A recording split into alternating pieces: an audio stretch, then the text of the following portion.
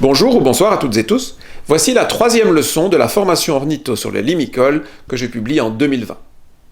Par rapport à la deuxième leçon, nous allons simplement rajouter 3 genres à étudier. Ce sont 3 genres qui sont faciles à identifier en tant que tels, sauf peut-être un, et ce genre peut être très compliqué, le plus de tous en fait, de tous les limicoles, quand on va l'analyser dans les détails. Les 2 genres très faciles, c'est le tourne-pierre, qui est en scolopacidé particulier, parce qu'il est en bec plus court que tous les autres scolopacidés. Pourquoi ? Parce qu'au lieu d'aller piquer ses proies sous la surface du sol ou dans l'eau, il va les chercher sous les pierres. C'est un comportement très original qui demande un bec différent. Il est différent de tous les autres limicoles, en forme, en structure, en longueur de patte, en couleur, en forme du bec. Vous ne le confondrez pas, à mon avis. On verra ça aux exercices. En autre genre, tout aussi particulier et tout aussi facile à identifier, en tout cas dans nos pays, puisqu'il n'y a qu'une espèce, c'est la bécasse. Je vous ai dit dans la leçon précédente que la bécassine se baladait souvent en milieu plus sec que les autres limicoles. J'aurais peut-être dû préciser que c'est bien un oiseau de milieu humide qui se reproduit dans les prairies humides, autour des marais, etc.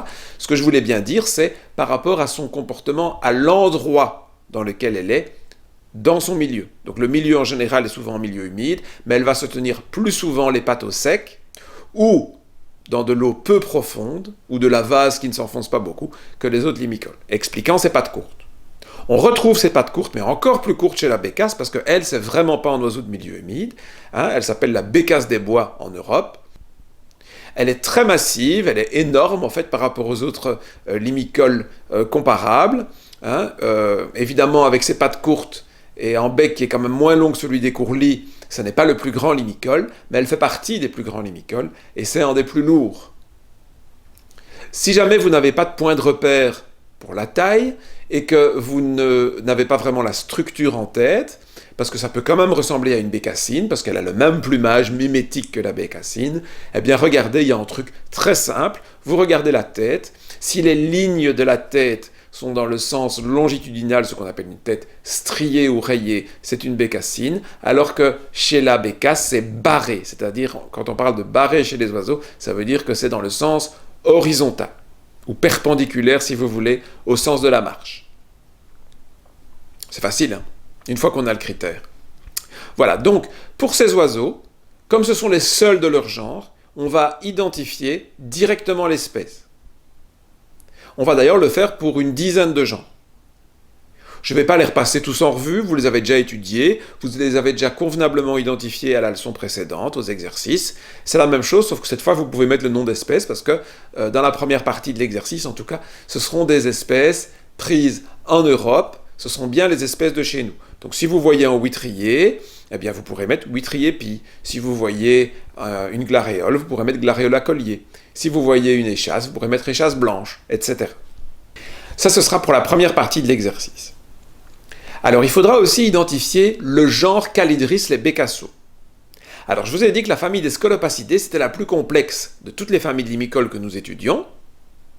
À mon avis, la plus complexe au monde, avec les charadriidés, mais les charadriidés, en Europe, il y en a moins que des Scolopacidés. Et au sein des Scolopacidés, le genre le plus complexe, et de loin, c'est le genre Calidris les bécassos. Alors, ici, pour cette leçon, nous allons nous contenter d'essayer d'identifier un bécasso. Avec quoi confond-on un bécasso ? Avec pas grand-chose, en fait.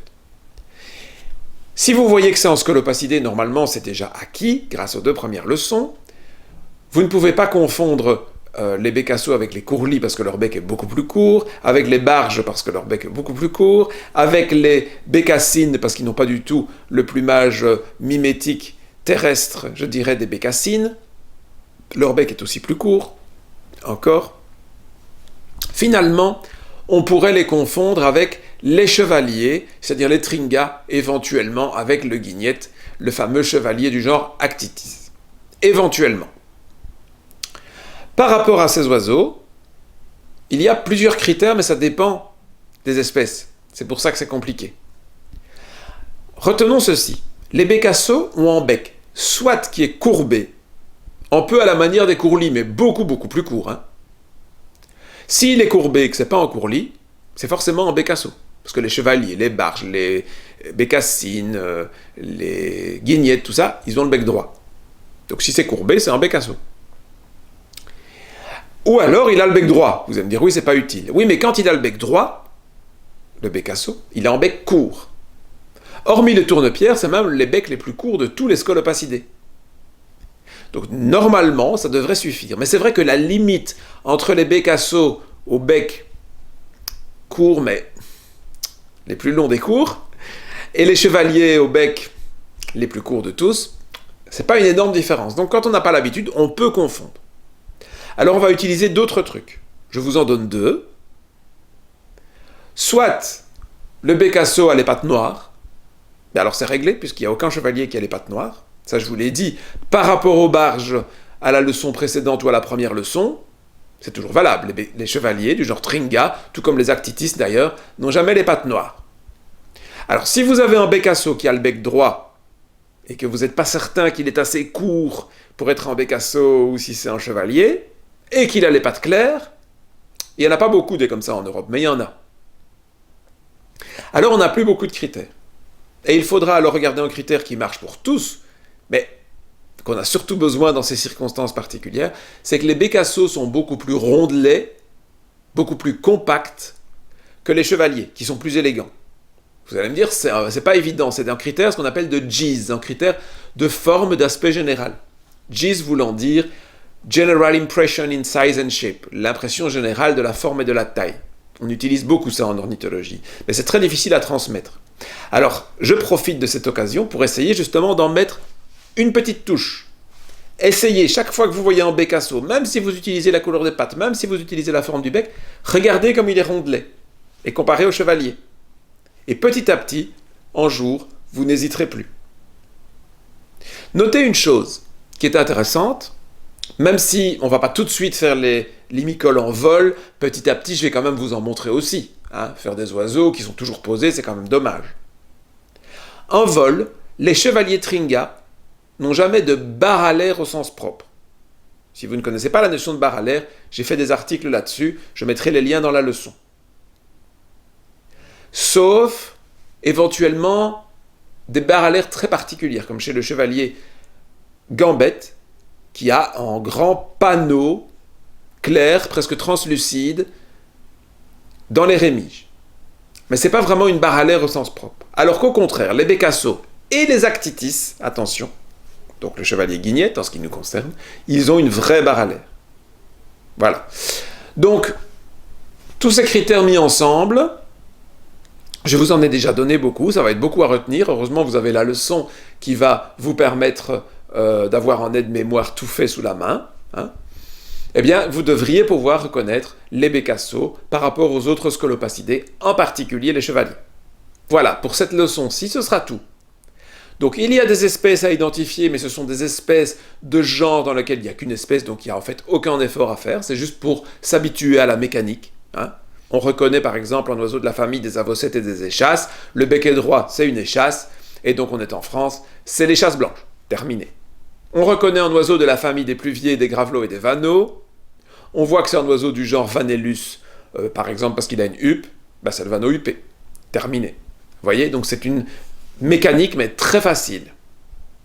Ou alors on va essayer d'identifier des genres un peu plus complexes, mais on va s'arrêter aux genres. On va reconnaître les gravelots, les pluviers, les barges, les courlis, les chevaliers, et en particulier cette fois-ci, la petite difficulté à bien intégrer les bécassos. Donc à la leçon précédente, j'espère que vous avez bien retenu la différence entre les chevaliers qui ont la queue qui ne dépasse pas des ailes et le guignette, chevalier du genre Actitis, dont la queue dépasse des ailes. C'était vraiment le point à retenir. Maintenant, le point à retenir, c'est la forme des bécassos, la forme rondelette, qui permet de distinguer ceux-ci des chevaliers, mais on a différents critères pour appuyer notre identification dans la plupart des cas. Si le bec est courbé, bécasso. Si les pattes sont claires, on hésite. Mais si les pattes sont noires, c'est un bécasso aussi. Et si les pattes sont claires, on va bien regarder est-ce qu'il est rondelet comme en bécasso ou élégant comme en chevalier. Eh bien voilà, je vous souhaite un bon amusement avec les exercices. À bientôt.